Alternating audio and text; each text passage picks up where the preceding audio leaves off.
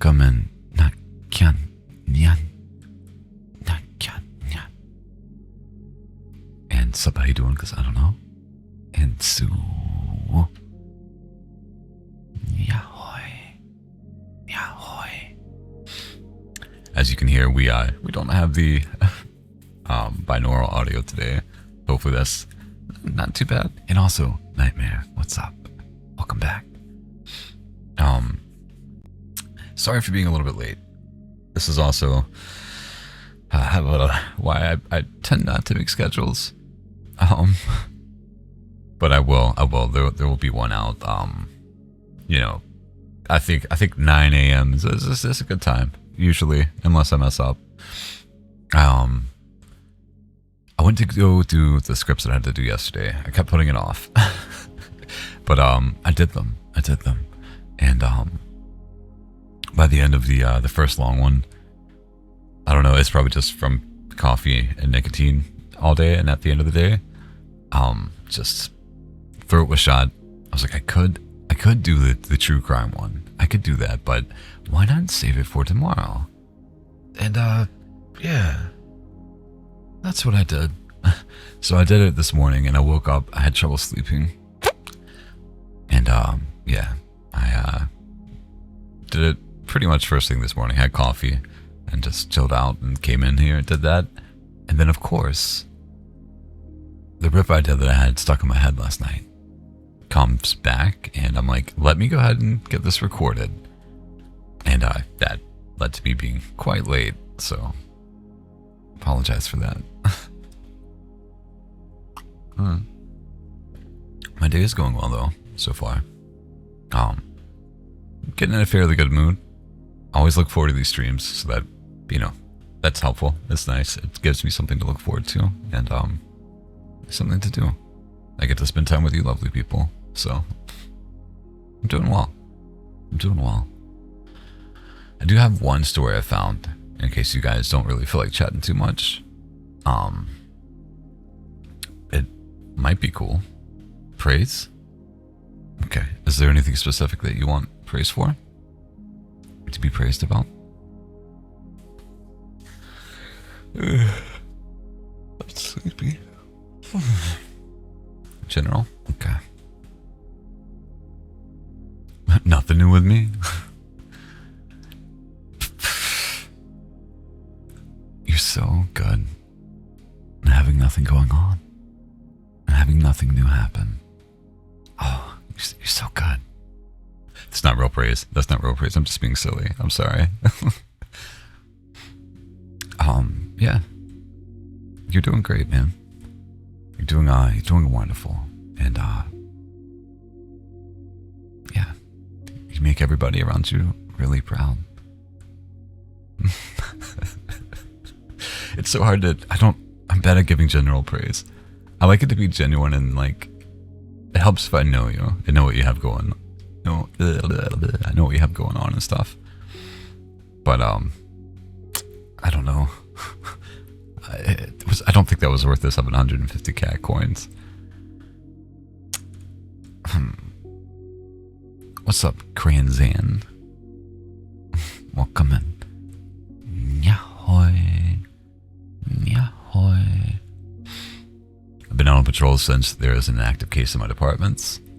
Fair enough. Be safe. Obviously. Stay alive. Please. Okay, doing the thing I told you I would do with you in my ears. Hey, yo. Good luck, lady. You got this. How are you doing, though, Kranzan? How are you? You told your viewers that it's gonna be a nice, chill, relaxing stream. But at the end of the day, so it's still me. Just hitting that uni study in the morning. That oof. Hopefully this will be relaxing for you. I generally read stories here and do triggers. As most of the time I'll try to have the binaural sound, but I was already running behind today, so I wanted to get to streaming as soon as possible, so I didn't make these lovely people wait any longer than I already have. Ugh. I'm such a bad streamer. But we will go ahead and read a story. It's been chill to give some hefty jaywalking. Oh no. No. Jaywalking? Well, hopefully we're not in the same state. To be fair, I don't go out much, but when I go downtown and there's no cars and it's safe to cross without the little walkie, I think we all do it, yourself included. We've all done it. But I guess you gotta do your job as well. Been just a little time here. That's fair. That's fair. Well, good luck with studying and everything else you have. Only give a blind eye if there's no cars and you wait your turn. Fair enough. Yeah. I think I would be bad at the job. I'd be too lenient and probably, I don't know. I like being soft now. I like not being guarded. And yeah, I feel like with that job you can't really afford to do that too much. If you do, I imagine you have to still have very heavy walls up, even if you're going to be understanding and all that stuff. Plus people just like, I imagine, push your buttons for fun. And you gotta watch yourself. It seems like a very troublesome job, but, you know, whatever. I don't think I'm cut out for it, is what I'm saying. Play Frogger across a... yeah, that's fair. Fair enough.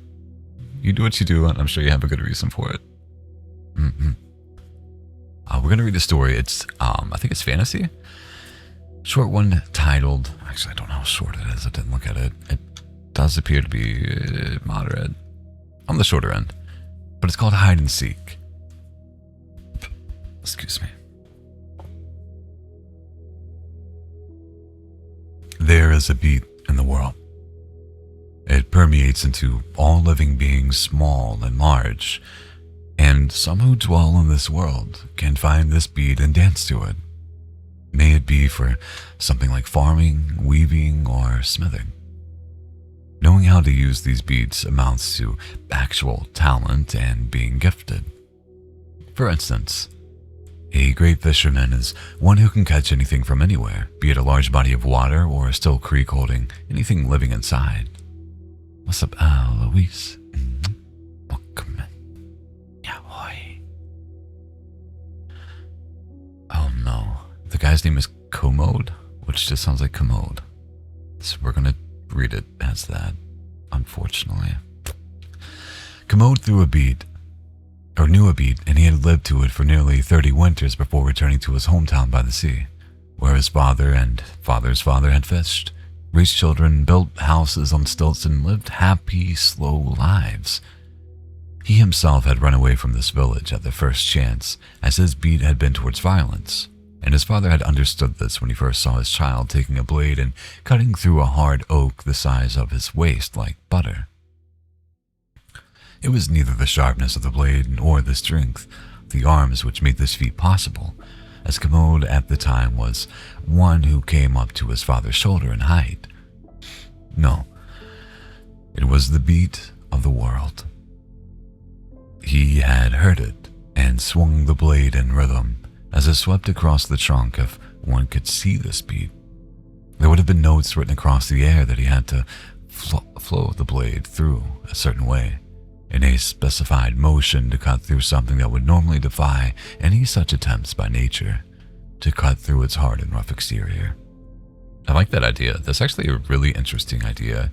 I'm just imagining the world this would be in and how everyone has like their own perception based on their talent, and also like the world building for it. You could I'm imagining like just a world where bards are the absolute best and they can like influence the beat of the world and stuff like that. Yeah, I'll get back to reading. Actually, let me read your comments. If I catch someone normally doing it, I don't write a ticket unless the person catches a case with me giving them a warning. Fair. Yeah, that's gotta be annoying whenever you're trying to do something nice. Just like watch yourself, saying it respectfully, and then they give you attitude for no reason. Like when you could be ticketing them. People are weird, man. Then I'm admittedly a little petty and write them a normal $25 jaywalking ticket. That's fair. I get that. I honestly can't say I would react any differently, especially if I'm trying to be nice. Bro, I did not expect this cozy, odd dude's voice to be that deep. Is it that deep? Is it that deep?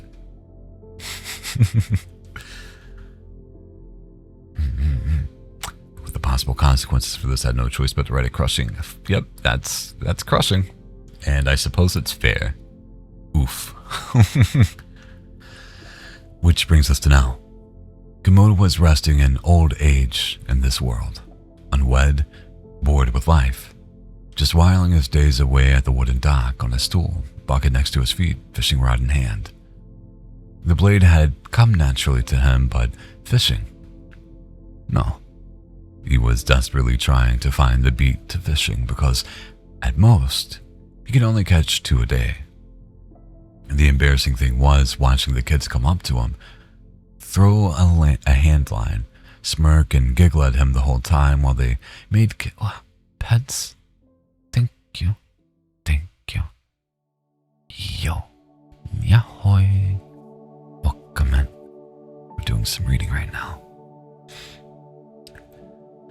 The embarrassing thing was watching the kids come up next to him, throw a hand line, smirk, and giggle at him the whole time while they made catch after catch, adding to his humiliation. Bunch of brats. Also, he wished he could throw one of them into the sea. Oh no. And then, suddenly, one day out of the blue, a colorful idiot popped up next to him. One leg popped on one of the posts jutting out of the sea to keep the dock. He faced the wind, long and braided hair slowly whipping majestically in the wind. His long black leather overcoat glistening and waving in the evening sun setting behind them. Admiring my sword, huh? It's a beaut. Commode watched him. Oh, whoops. Wrong voice. Slicked his hair back and grinned at him. Nah, really? You seem to have lost it. Commode replied amused. He actually was missing the sword as the scabbard at the back was empty. He shuffled back and forth when he understood that it was actually missing and that it wasn't said in jest. The colorful fellow ran away in a panic. It had been a long day of catching nothing, so Commode decided that this was the end and left the dock himself. But not before kicking the empty bucket into the sea in a fit of anger. The fishes here are just too smart or something, or the sea hated him. He needed to find the beat to this, or retiring to a fishing life will be forever out of his hands. The next day he was already there at the dock in the normal pose, waiting for Commode, it seemed. That spelled something bad. He didn't want to be associated with idiots of this flavor anymore. He hadn't met enough of them on his past adventures. But as this was the only dock and getting his usual spot had taken him at least a year, no one can reserve a spot. Commode relented, walked up, and sat down. The village people had seen him doing this routine day after day. He had earned the respect of fishing here from that grind, even if he caught less than normal out of everyone that frequented. That was another story, one he wanted to forget. Commode ignored the idiot with his face to the wind, trying for an image of symbolic strength that deserved respect, but it being so forced, the only image he was giving was of an imbecile trying too hard.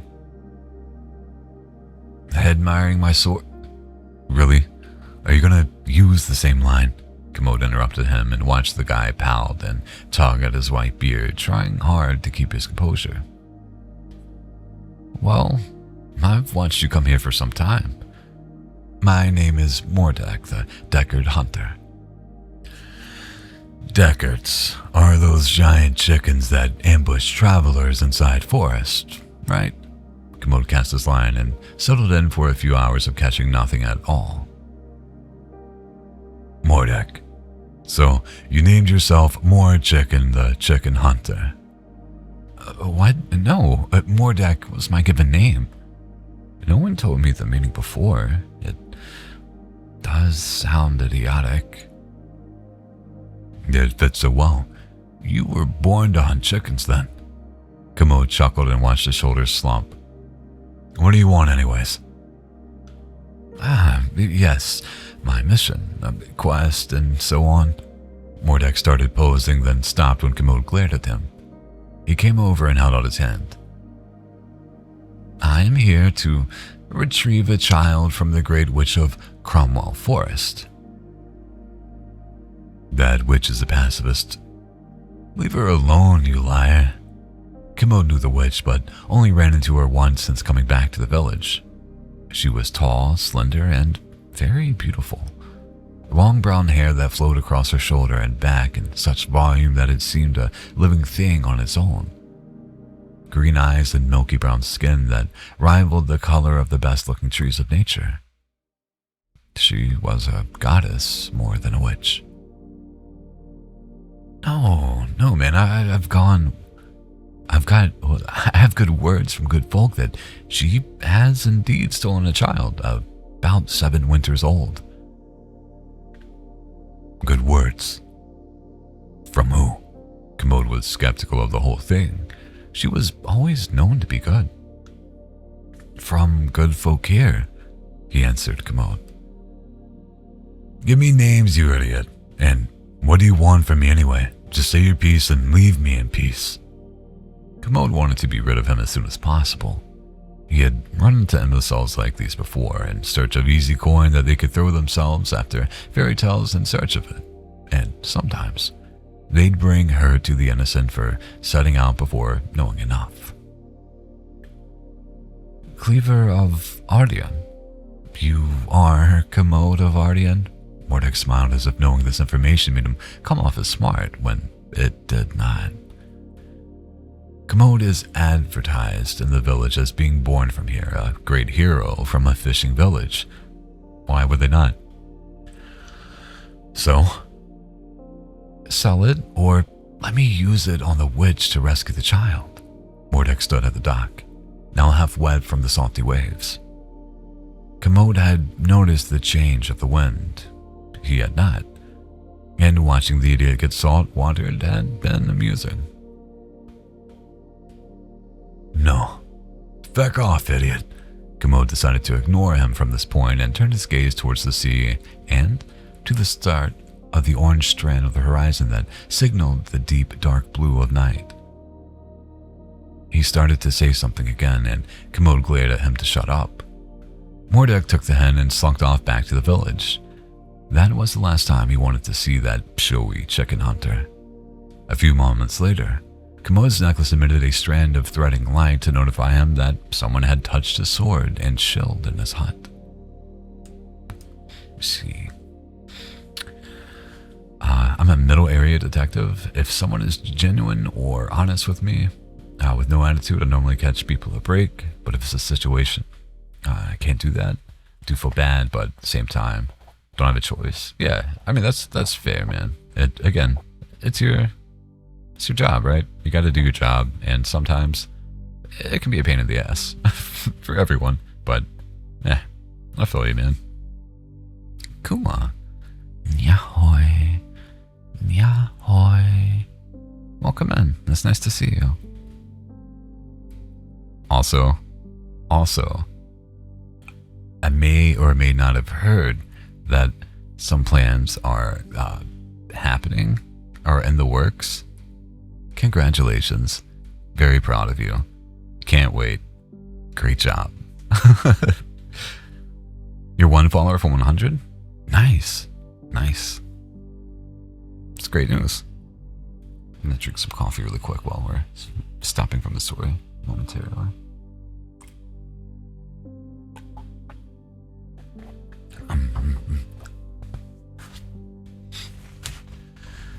He threw the fishing pole onto the dock as he ran off.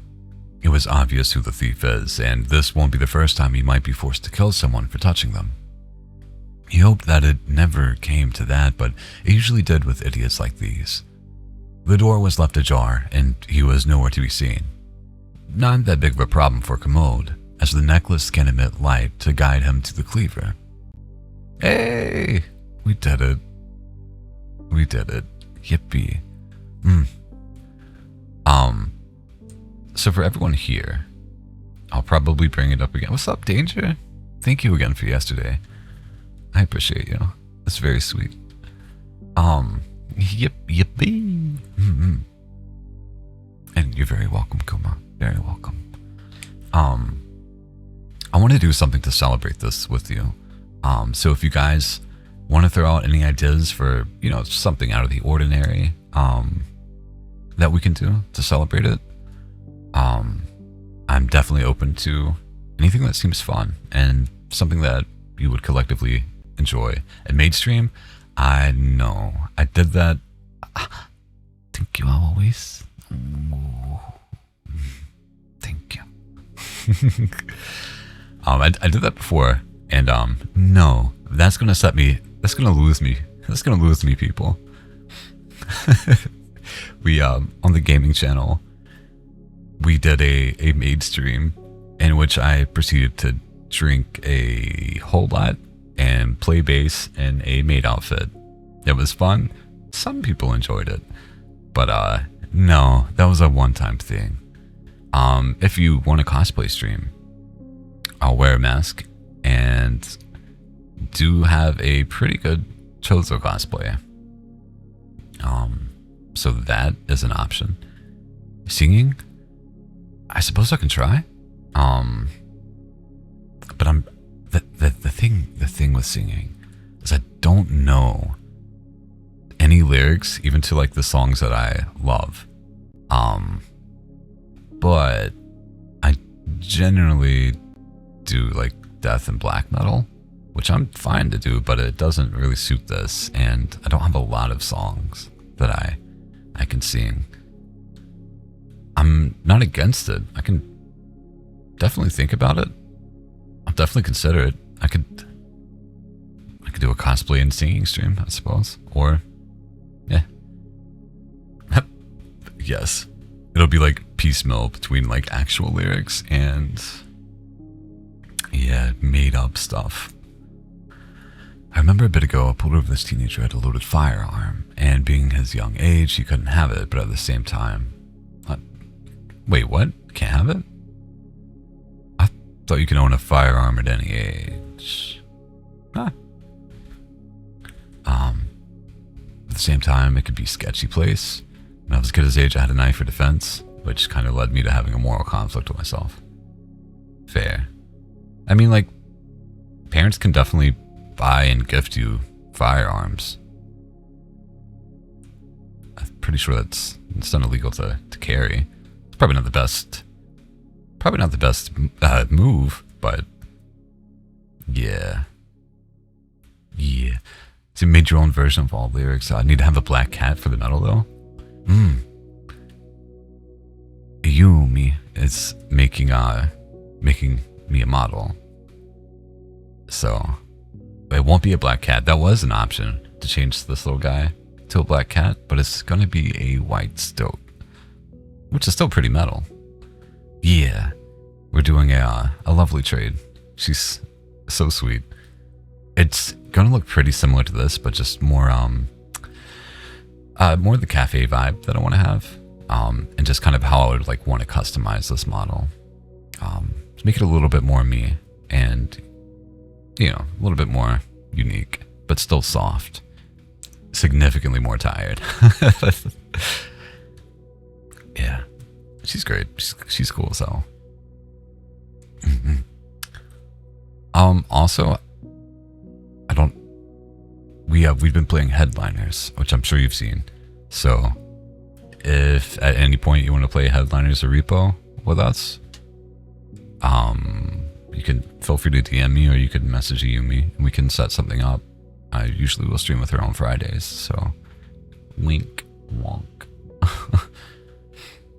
Got it from other means. If his parents got it for him, then it'd be perfectly fine. But he got it from his friends in a trade, Well, he's, no offense, but he's an idiot for telling you that. That's one thing I've learned is like, never overshare. And I should learn this more for the internet too. But yeah, specifically in those situations, no, talking will get you in trouble. And it seems like it did in this case. Yeah, poor guy. So, he donned his leather armor and got a short sword from his side and set off. This village was nestled inside a crescent-shaped mountain with both points in the water, and to leave, you had to walk a central road up to a mountain, and then from then on, a road would lead straight down into the forest where she lived. Cromwell Forest was safe because she tended to it, and aided the travelers who came through. Whoever fabricated that story of her abducting a child must be mistaken or had some secret grudge and wants her to come to harm. Commode came out on the other side of the mountain with the forest laid in front of him. The witch was known to be seen near the river, so he ran in that direction, but as he ran, Commode found his age slowing him down. If this were his youth, he would have been at the man, neck and hands already. He jumped into the clearing of the river and saw Mordek on the other side, panic on his face. If he knew who Commode was, he knew what he was capable of. "Hey man, you gave me no choice," he shouted from the other side. "You still have a choice. Hand over my sword and shield and I might not beat you to the door." Commode was furious, but this guy was such a joke he felt himself losing momentum. Okay, I'll tell you the truth. He sat down on a rock on the other side, with the cleaver on his lap. "My client made an exchange deal with the witch for a skill with a sword that rivals yours in turn for the child. The child you speak of is his firstborn." Commode was now curious. He had heard but never believed that witches actually made deals like this. If this imbecile's words rung true, that could loosely imply that an evil had come to pass, but for Commode, it felt a bit confusing. Taking a child when both are agreed on the terms means no force of evil had taken place. It still does leave the child at an impasse for abuse. Deals done like this does come across some barriers, but never stand on one specific side of good and evil. The only way to come to a solution is to seek that child and ask him if he wants freedom. Commode felt a headache coming at the thoughts of how complicated this situation could become if he listened anymore. He liked the witch. Buyer's remorse kind of thing. He wants the kid back. His only flesh and blood. The kid's too old, so he probably wants to know his father too. You know? I don't know. Commode got ready to jump across the river. It was wide enough that no normal person could, but he wasn't normal. But as if listening to all this shouting, the river suddenly froze into white glistening ice.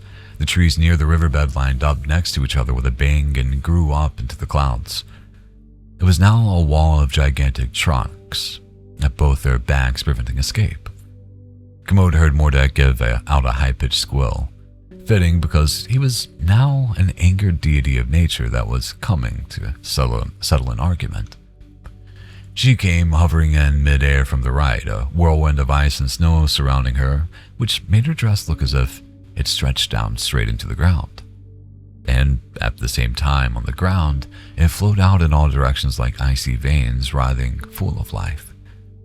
She landed between them gracefully. "Mordek, again?" she whispered inside. "Do you know him, this imbecile?" Commode was a bit shocked. Was he strong or famous or something else unbelievable? "Give him back, Saya. I got the cleaver that cut a mountain in two here." He held out the sword and stood on top of the rock. "You make me sad, Mordek. Why I ever loved only you in this life is a giant mystery." She came over to Commode curious. This was the second time they had seen each other. and she towered over him like a beautiful, slender tree, the blue velvet dress billowing on her slender frame. Wait, the firstborn is his son. Commode was shocked. He told you a story of making a deal in exchange for the firstborn? She asked, curious. Yeah. Commode didn't know what to do in this situation. Laugh? Cry? Both seemed appropriate, like she said. Why him? Why would she have a child with him? So why not let him see the child? Now? Now? The forest stamped its feet in anger. Rocks burst open. The river cracked. He ran away the moment I was with child to form a life of adventure and merrymaking with young wenches across the earth. And now, when the child is in his prime, he wishes for reconciliation. I would rather he leave us alone and go back to his sad life. Come on. Say, you knew I couldn't stay. Just let me see him.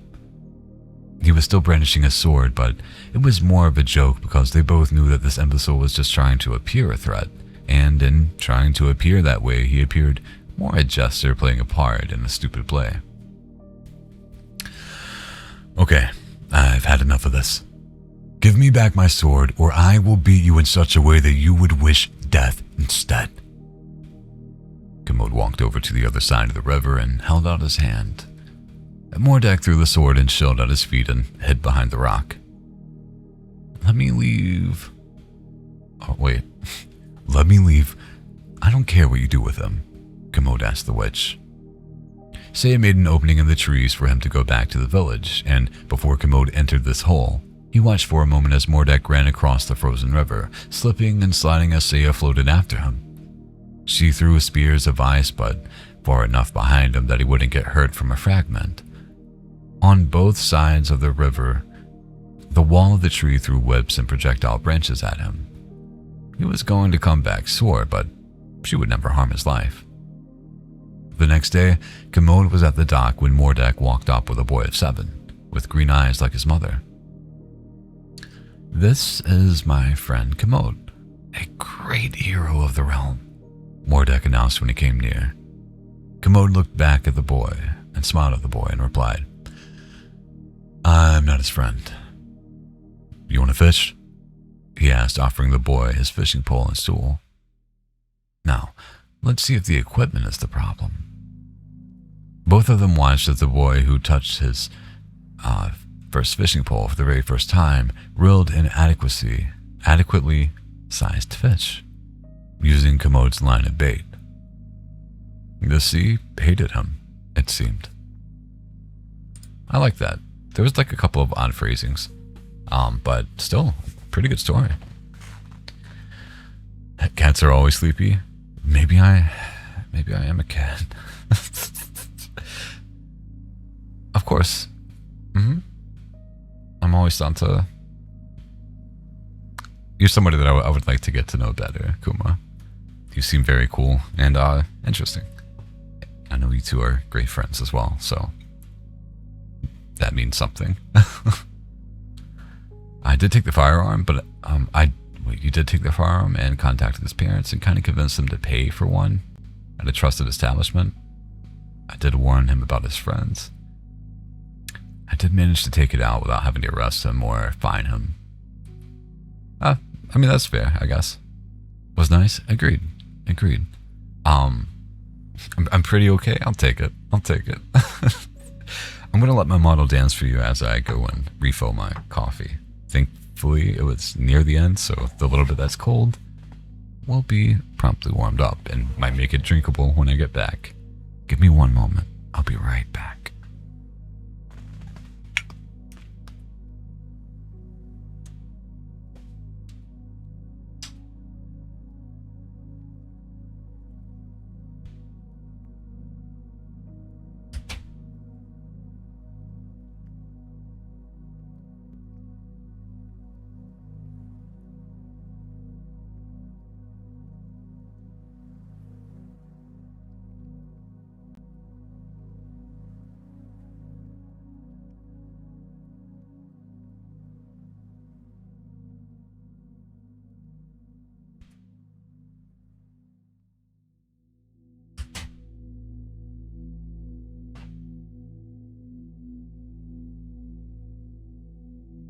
dancing? He is. Look at him go.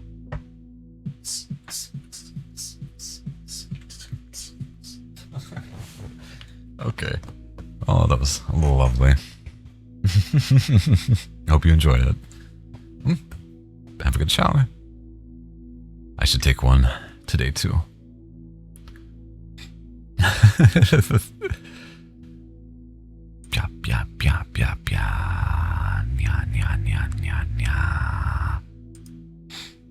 Let's see. For anyone that's joining in, for hitting 100 followers, I would like to have a special stream.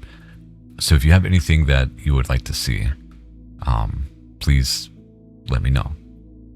We have some ideas, which is essentially cosplay.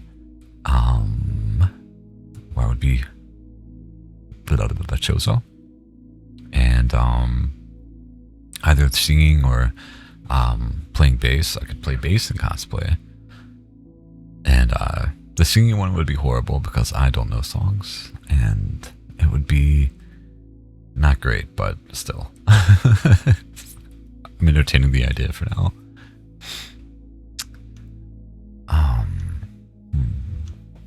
Let's see if I can drink this, if it's cool enough.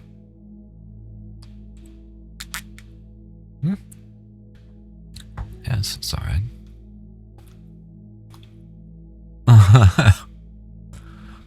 Au revoir pour yours.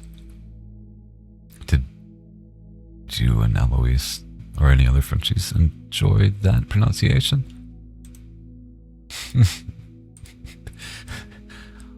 Au revoir pour yours. Youth. I don't know what it means. What does this mean? I almost wish you were on call so I could actually hear how to say it.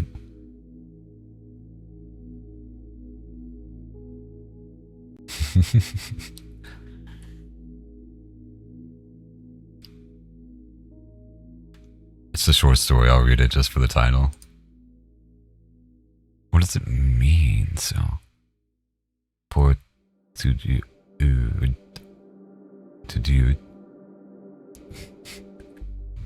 pour to do. Au revoir pour to do.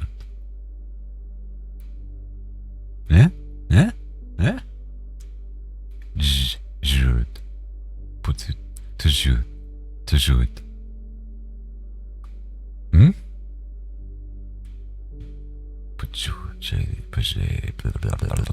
Okay, yeah. If I could hear you, I could.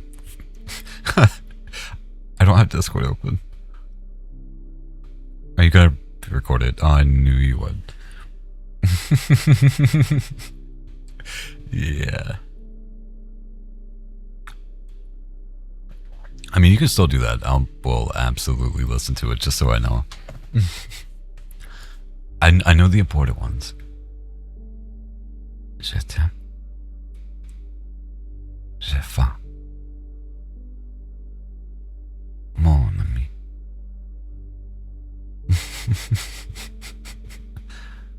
Mama. Yeah, there we go. That's the extent. She gives orders in that chat. Oh.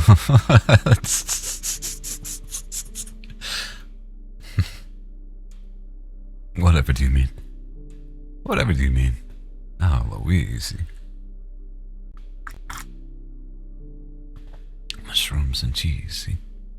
I will watch it after stream, lady. Lady. And you missed all the words I can say in French. Anyway, we'll read this. It's very short. It is the early hours of May 12th, 1984. The Collins family is just starting to wake up. James walks down the hall and stares at the clock, which reads 7:14 a.m. He grabs a box of Lucky Charms, milk, and a bowl. Turning on the TV, he puts on Star Trek. The sound of the show wakes William. President Reagan's voice crackles from the radio, which switched on when James got up. His Walkman sits next to the clock. "You're watching Star Trek without me?" William asks, his grogginess evident. James chuckles, and they sit down to watch together. James glances at the clock and realizes he has to be at the train station in 30 minutes for a work trip that will last an entire month. I have to be at the train station in an hour, so go change clothes. I'm gonna wake up your mother, William says. Okay, but what should I wear? James asks. Just put on a pair of jeans and any shirt you like.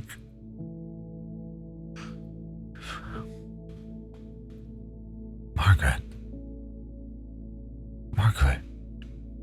Vivitor.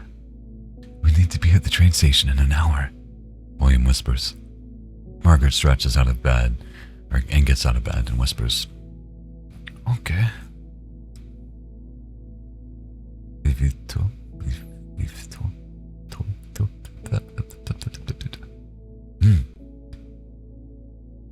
Thank you. I winged it. Oh, also, that makes me remember something I meant to. I noticed the other day. I think I was recording either audio or a job, and I told Eggy, I think it was a couple nights ago. I was like, I think from spending so much time with the Europeans, it's affecting my English. Like, obviously, it still always would be a native boy, but yeah, pronunciation sometimes randomly has been impacted. So thanks a lot for that. I've noticed it specifically when I'm like reading, and yeah. She said the when I read and like make a mistake, I'll say like make a mistake as in like I'll I don't know, say a word really odd or like stumble and then like say something. I'm like, oh, that's not right. Takes a lot. William rushes to the bathroom to brush his teeth and take a quick shower. The sound of Star Trek, still playing, echoes throughout the house. Margaret walks into the hallway, yawning. She makes herself a cup of coffee. What are you watching? Margaret asks, curiosity in her voice. Star Trek. Dad went to shower. James replies, now dressed in clean clothes.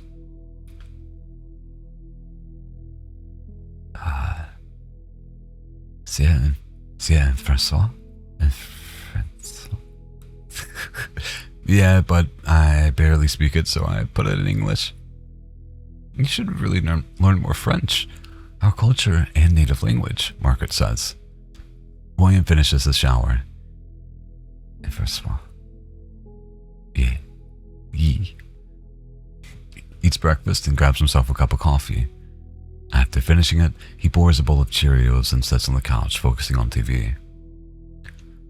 Go boldly where no man has gone before. The TV echoes throughout the house. William and James both smile in sync. Margaret notices and studies their faces, momentarily puzzled by their shared expression. She glances at the clock and realizes it's now 7:22 a.m. Guys, we need to go. William, you're supposed to be at the train station in 20 minutes. All right, buddy. Time to turn off the TV.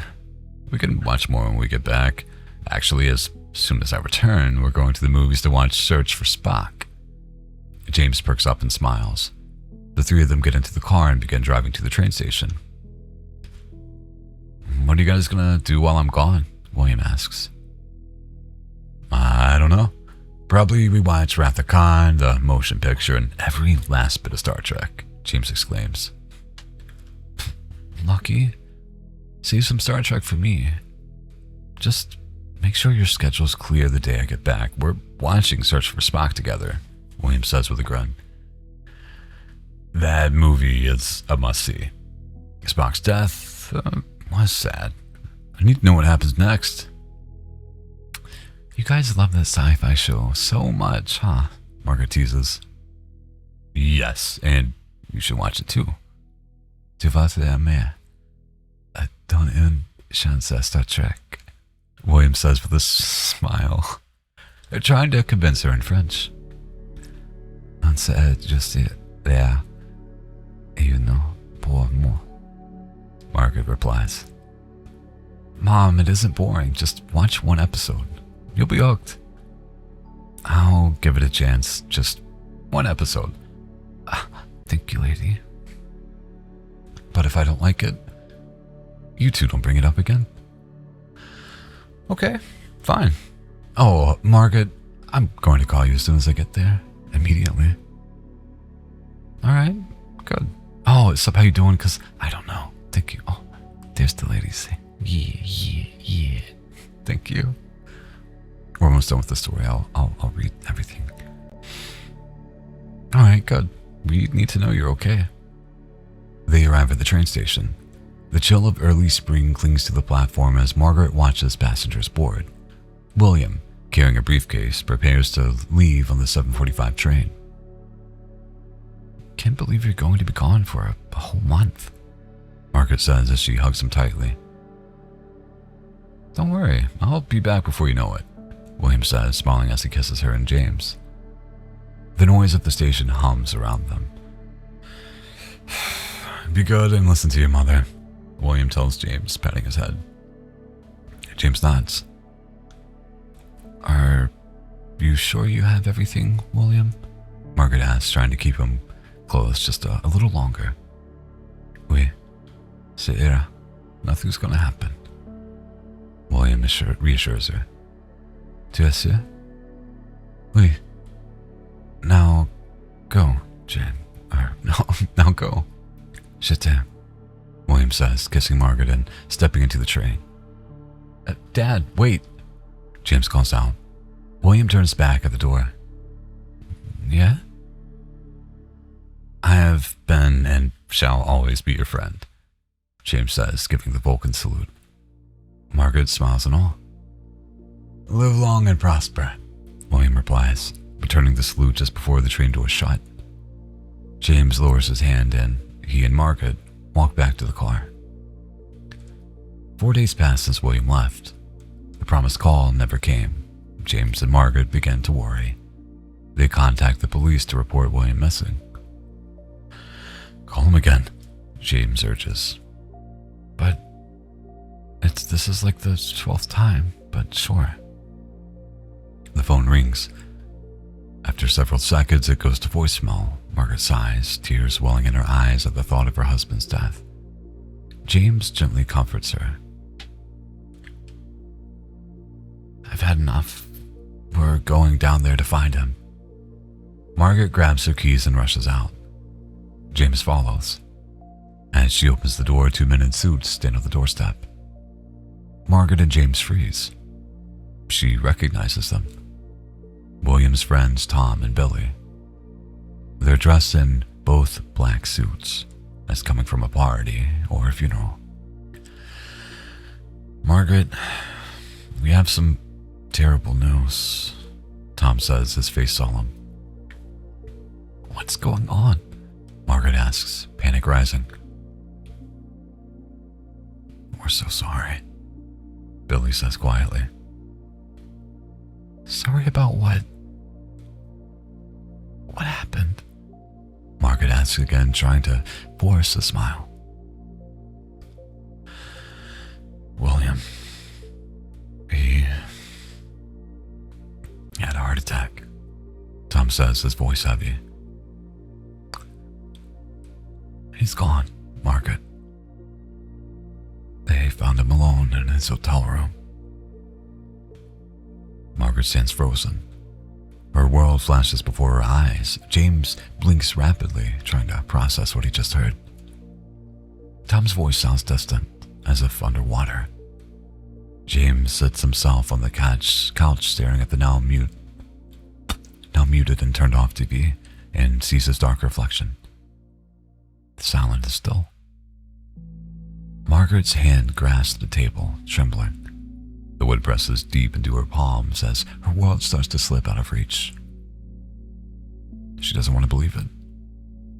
The silence in the room is deafening. Only the soft hum of the refrigerator and the ticking of the clock can be heard. James doesn't cry. At least not yet. The weight on his chest is unbearable. Finally, Margaret whispers, "No. No, this cannot be." Tom's eyes roll with tears. Billy's voice is caught in his throat. James's eyes glisten. And for the first time since they bought the house in 1970, the house truly felt empty. Oof. I liked it. It was a nice story, but it was sad. Save the story for you? Okay. I just X'd out of it. Let me leave it open so I can send it to you. Thank you very much, Jellyfish Queen. How you doing today? I appreciate you. Yeah. No, I don't have the binaural audio today, but if there's a redeem that you would like, let me know. Very much appreciate you and all your support.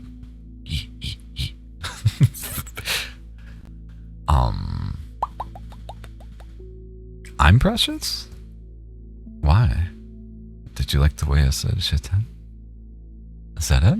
Is that what got you? I know that line. Not line, but you know what I mean.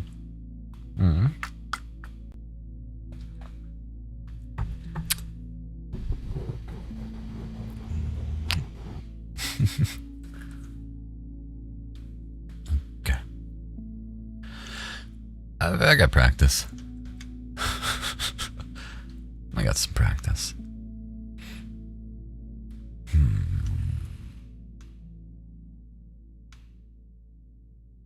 Let's see.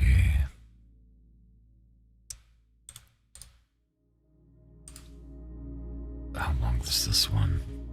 I want something very short. I did enough reading today and yesterday, like job-wise. I need to leave a little bit of reading fuel, if you will, in case I get more work.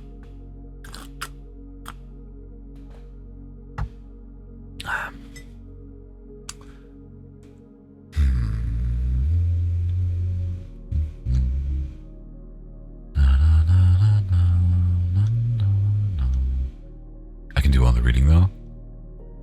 Nah, that's fine. I don't mind. Tomorrow's a new day. It's just really in music mode. Or was. But I wanted to stream. And I also have something to do after this, which is eat and watch M&A with Islas. And my plans for later got canceled. But I should really go work out and not just sit here and make music all day.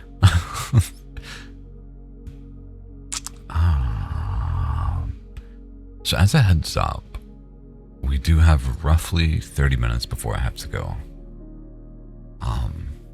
It's a bit of a shorter stream, and that's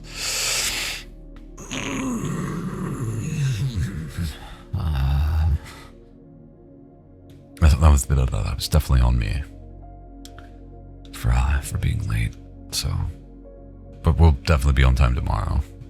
Again, tomorrow is going to be me and Sue reading to you guys. She has a very comforting voice. I very much like it.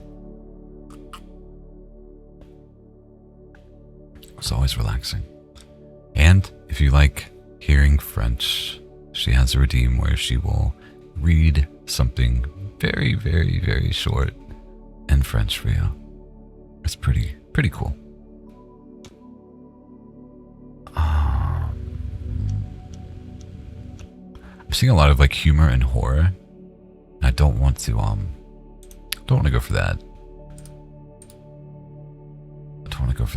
And the stories that do seem interesting seem a little bit too long for me. A gloop of goo? It's not too long. You know what? So are you, Eloise. So are you.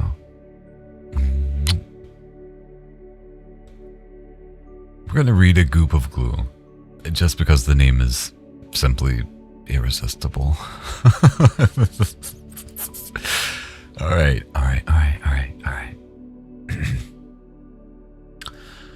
A small cave opening in a mountain, found deep in the forest, is home to a small slime named Gloop. Gloop loves his cave. It is cool and damp, making it easy for him to keep his shape. Usually he likes being a half circle, but sometimes, when he gets an idea, he likes to take the shape of the thing he's thinking of. That helps him keep this idea for longer. Burbling to himself, he thinks about how hungry he is. Unconsciously, he takes the form of his favorite food, a rat. They are so juicy and tasty. He starts to melt into the ground at the thought of a nice, plump rat. Mumbling just above his cave interrupts the thought of food. He stiffens and tries to look like a rock. People's voices are never a good sign. People scare off food. They must be dangerous. Clunk. Something drops into his cave. He doesn't know what made the noise, but he is curious about what it is. He stays perfectly still, barely even wobbling. As the mumbling fades into the distance, Glop heads in the direction of the noise. He feels a strong energy coming from the thing in waves. As he gets closer, the thing feels even more powerful. Glop decides to eat the thing. If it is as strong as it feels, it might make him stronger. Real quick, with the Ko-Fi thing, there is free audio up there if you're interested. And if you become a member for $5, there is weekly uploads. Boom. Glop feels an energy surge through his body, entering every drop of his goo. The power nearly burns his insides. He doesn't understand what's happening at all. Pain. All of his thoughts are pain. He can feel air rushing around him. He can feel the very essence that makes up his soul. Suddenly, the world around him starts to take shape in ways it never had before.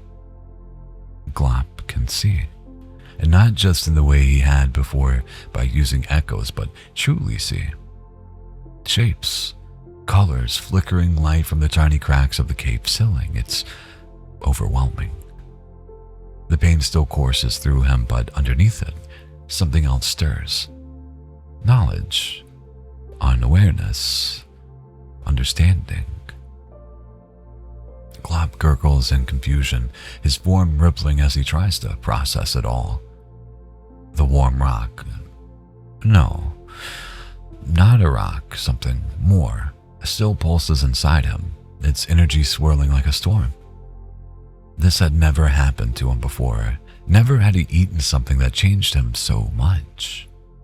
Usually, when he eats something, it just makes him feel comfy and happy. This time, he gained new abilities. New thoughts race through his mind. They race faster and faster. His body begins to shake uncontrollably. Suddenly, a word forms in his mind. His first real word. Not just a thought, not just hunger, but a word. What? The sound startles him. He had never made a sound like that before. Had he spoken?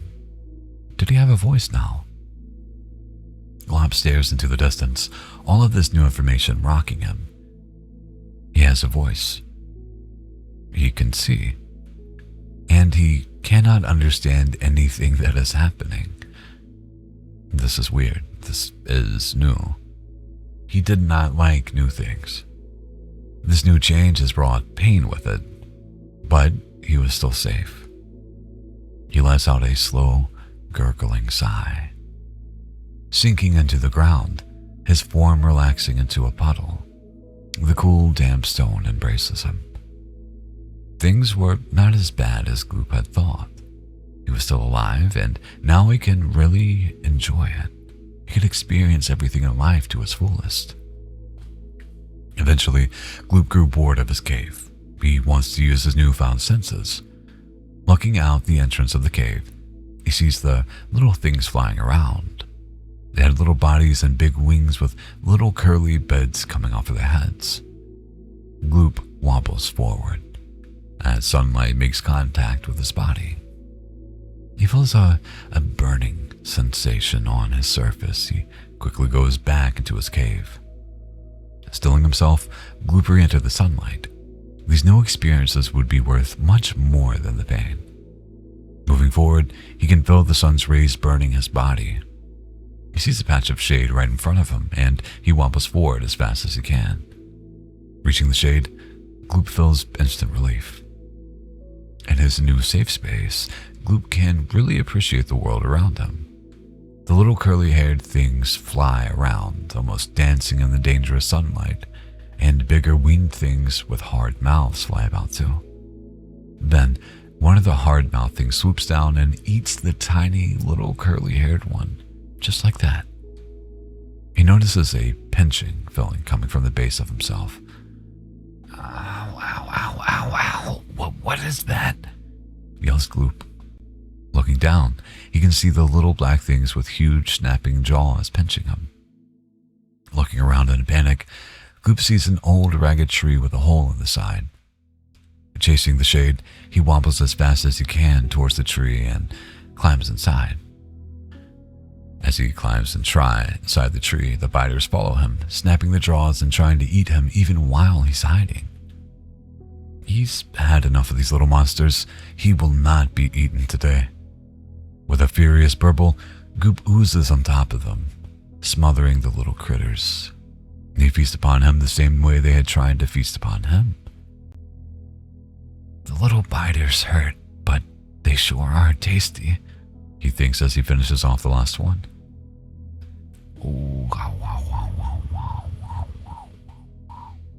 Thank you, Kuma. Welcome back. Looking around his new hideout, he feels comfortable. He can see the other trees swaying in a light breeze through old holes dug through the trunk of the tree by some animal. He settles in the quiet of his hideout, the taste of the biters still lingering in his mind. For the first time, he notices how calm the air feels inside the old tree. No sun burns his surface, no sharp-mouthed things swoop down, just a nice breeze, shade, and silence. The tension in his goo relaxes a little. Goop lets out a low, burbling sigh. He now has time to think about what just happened. He ate something powerful, and it gave him the power of higher thought. He decides to try and look into himself, and during this time he finds that he can sense something within his soul, a power he has never felt before. Diving into the power, he senses that this could help him explore further, but he doesn't know how it will work. He understands that his power will let him make anything he wants. Now, he just needs to make it work. The first thing he wants to make is something that would help him explore the world without having to worry about the sun burning him alive. He was tired of running from it. This world was beautiful, but it was also extremely dangerous. I like this. I like Gloop. Oh, this sounds like such a good setup for a wonderful story.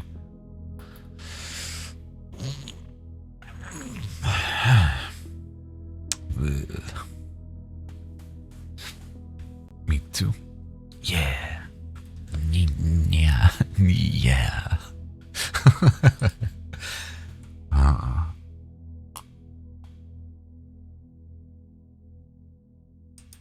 I think I am Gloop. I guess it was actually Glop, a glop of goo, but Gloop is better. I like Gloop better. The author would kill me. How dare you? How dare you, young man? I think it's going to storm in a bit from what I can see. It's looking it's been stormy lately.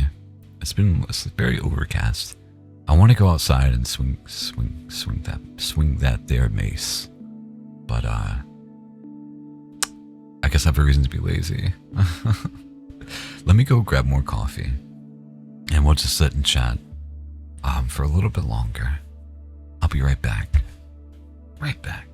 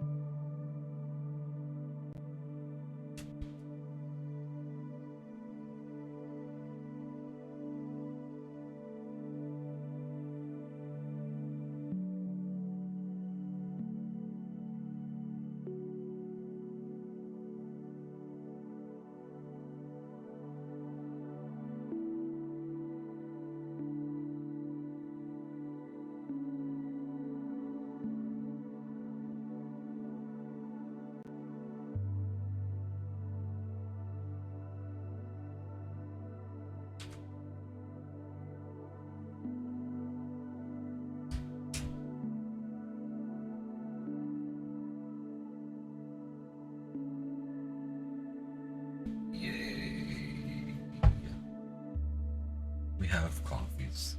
Oh no. Oh wow. That looked beautiful. That looked amazing. What a treat to walk back in on this.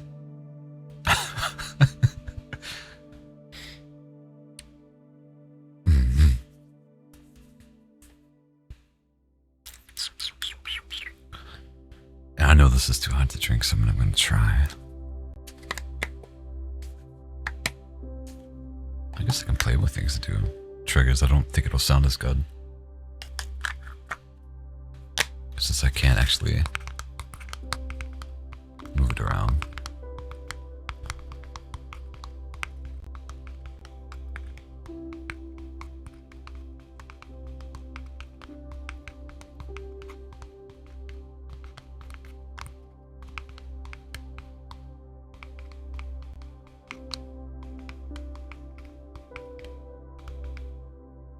You can do whatever you wish. Don't feel like you have to, though. We never have to.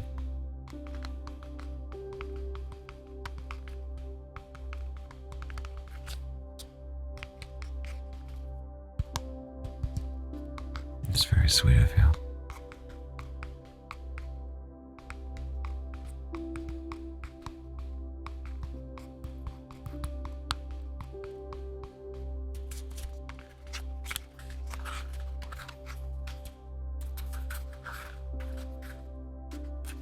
I wonder what I want to eat.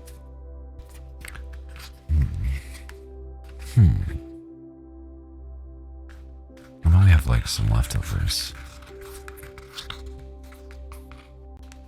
But it's not a lot. I might make a sandwich. I want to make a burger, but I think she used the last of the meat.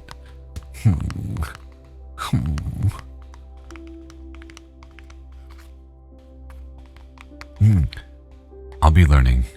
Maybe learning is a strong word here, danger. But I'll be learning how to draw soon enough.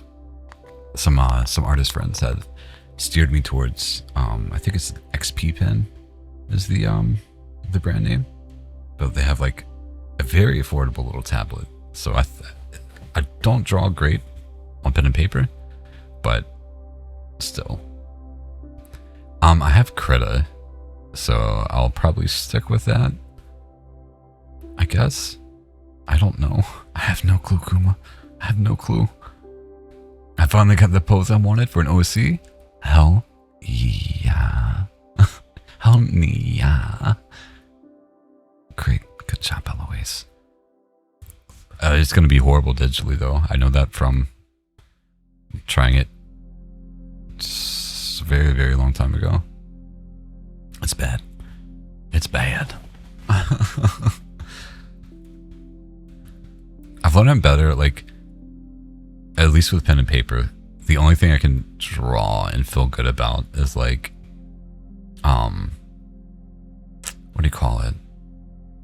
Like, nature and stuff. And then, like, just cross stitching, I think is what it's called. Cross scratching? Cross stitching? What is it? You know what I'm talking about. It's definitely something you learn with practice. Mm-hmm. Fair. Yeah, it's I'm hoping that at least some of the problem I had in the past will be alleviated if I have pen pressure. Maybe not. Maybe not. Maybe it's just completely skill issue on my end. But yeah.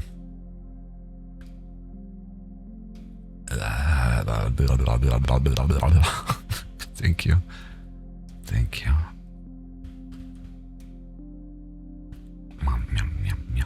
He dies. Where'd he go? He does fudge. Pen pressure definitely helps. I would imagine. I feel like it would. It would have to. But yeah. I don't know what the first thing I want to draw is though. Like ideally my friends, but also I kind of want to wait until I can actually do an okay job. Oh wow. That looked wrong.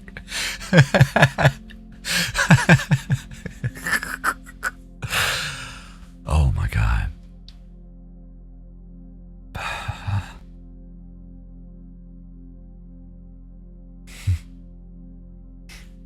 Let's see if it's cooled down enough to sip. The cup's very hot.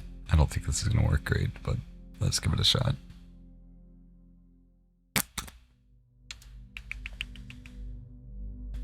So it's a little warm.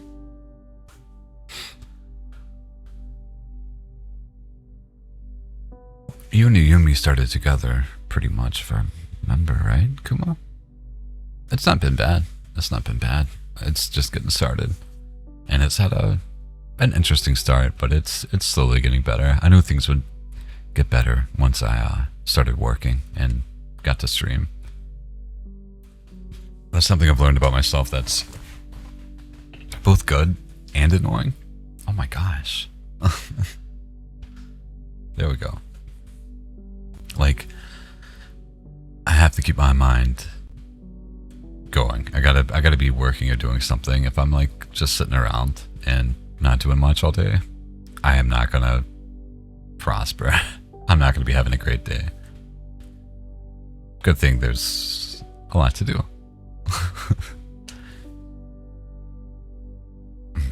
How was yours though? Finally. Someone that gets it too. Oh, that makes me happy. Yeah. Yumi's always like, you need to take time to rest, which is valid sometimes. But also like, no. This is where I thrive. You know? She's so sweet though. She's got a little Biani. Good. Was working, went to gym. Nice. Look at you. And you even showered after. Very cool. Very good. And now eating? What are you having though? What you having?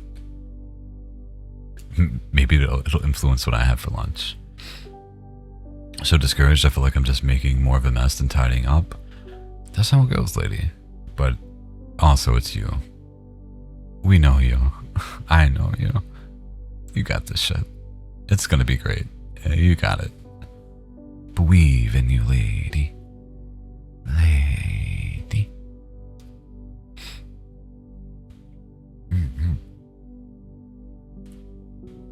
I'm gonna keep talking to Kuma, so they're not gonna be able to eat. Some thumbs are gonna be busy, boy. Busy.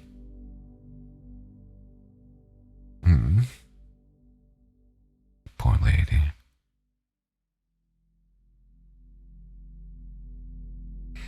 Like staying in motion. Rye bread with avocado and tuna. Okay, that sounds good. I don't have any of that. And some watermelon? Yes. Let's go.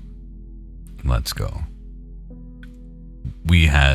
She cut up an entire watermelon. That was gone. Mainly from me. within 2 days. Or at least all the good pieces. I'm very... Like, I'll eat watermelon normally if it's not up to my standards, but this probably, like... I don't know why this is, but I like it whenever it's, like... Not bad, right? But whenever it, like, it's really grainy and gritty and soft, and you can just, like, suck all the juice out of it if you want. Like, it just... That's when, to me, when the watermelon is best. I love it. It's one of the best. I will eat so much of that. I will eat mils of just watermelon. I remember as kids, we used to put, like, salt on it. I don't really do that anymore, though. What are you oofing? It's the 3rd day now for the watermelon. My boyfriend doesn't like it, so it's all me. Nice. Nice.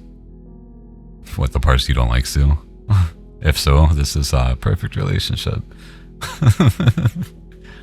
Mm-hmm.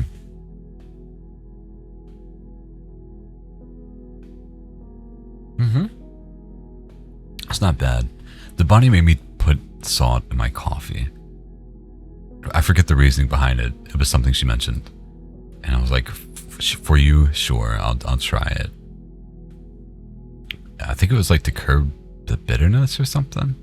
Maybe. It was a thing, and I will not do it again. Not that it was like horrible or too noticeable.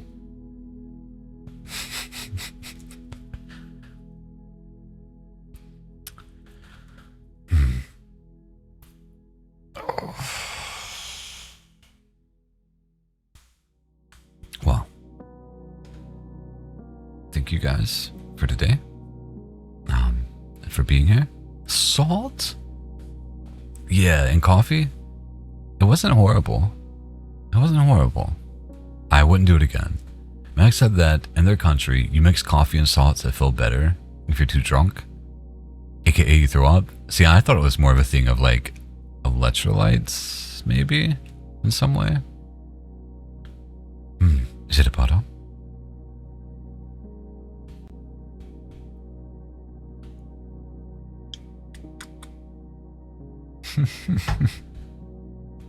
That sip tasted like potatoes. That was weird. You have potato vodka, why not potato coffee? No. Yeah. Yippee. I will never understand. If I ever manage to learn any French, gonna be illiterate, but I would be able to say some words. So, potato can do anything. Agreed. It's the best. It's the most versatile. No vegetable beats potato. Garlic is a good friend of it, though. Garlic is pretty great with everything. So, that's number 2. I think. Yeah, it would be number 2. It has to be. Hell yeah. I have Korean... What? Korean corn dog? What is that? Oh, I'm getting hungry. And onion? Yeah, onion's pretty good too. But you can like eat raw garlic. You wouldn't want to eat a raw onion. I mean, actually, it's not too bad. If it's a sweet onion, maybe. But still.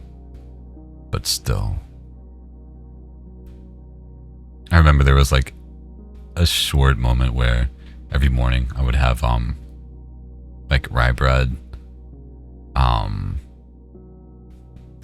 like 2 or 3 of the little cloves, like just the little things that, little garlics, and then a thin steak, and then eggs, every morning. I'd sit there and eat garlic. Potato. That does sound interesting. It's probably too late, LO, but next time, let me see a picture. I just imagine like a corn dog, but potatoes on top, and it's like drenched in some sort of sauce. I bought a raw onion from the store when I was a kid and tried to eat it like a fruit. Not the best choice. No, I think I did that one time, like with Eggy, just to be silly, like. just having a casual conversation. And like while we're cooking and talking. And like normally when I cook, I play support. And just to get a reaction. I don't remember what it was. I'll send you. Maybe I'll make some for dinner. Ooh. Oh, it's one you make yourself? Heyo? Whoa. Anyway, all this food talk, I'm hungry. I gotta be with Isla very soon. So I am going to end. I apologize again for a bit of a shorter stream. But tomorrow, it should be fun. It should be a little bit longer. And yeah, I will be here. Should be here on Friday as well. But we'll have to strictly end a little bit before 12. And thanks for being here. I appreciate all you guys showing up and hanging out and talking with me. And even just listening. It's very sweet. And makes me look forward to this. So thank you. I'll see you when I see you, which will be tomorrow morning. And yeah. Bye-bye.